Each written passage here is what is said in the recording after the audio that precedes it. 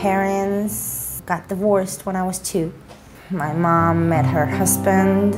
She couldn't raise me right when I was 11 and a half. My mom says I was a bit of a troublemaker. I don't know how 11-and-a-half-year-old kid can be trouble, but she says that she doesn't think I'm her daughter.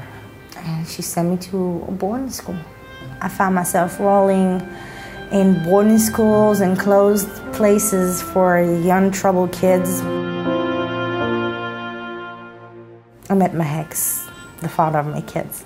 He used to use drugs. He was 43 back then. I was 17. I was looking for somebody older since I grew up without parents. He had something I didn't. He had a house, and I was on the streets. I went to live with him.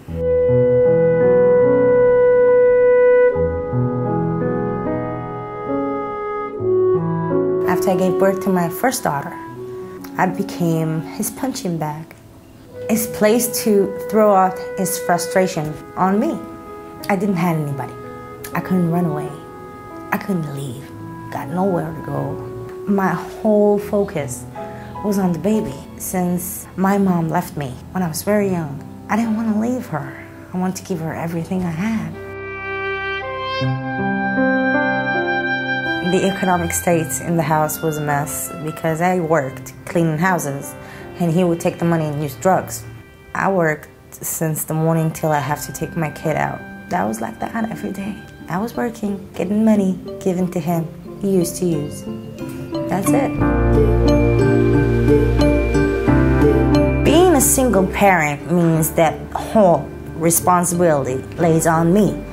I have to take them, I have to bring them back, I have to make sure they take a shower, I have to make sure they eat. The entire responsibility lays on my shoulder. Both of my kids I put in WIZO daycare, both of them.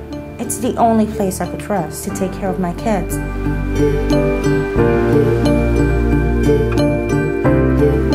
I remember the manager over there for the daycare, she just organized, I told her I got new clothes for the kid.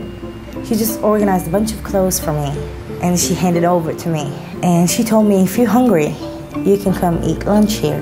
There wasn't any food in the house. It feels lousy that you don't have any food to give your kids.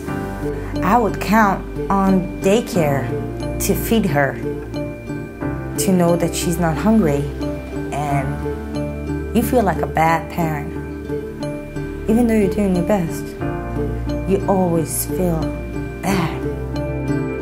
WIZO started to help me with how to be a parent, how to teach my kids and educate my kids. It was also a shoulder in a way, a place I can lean on.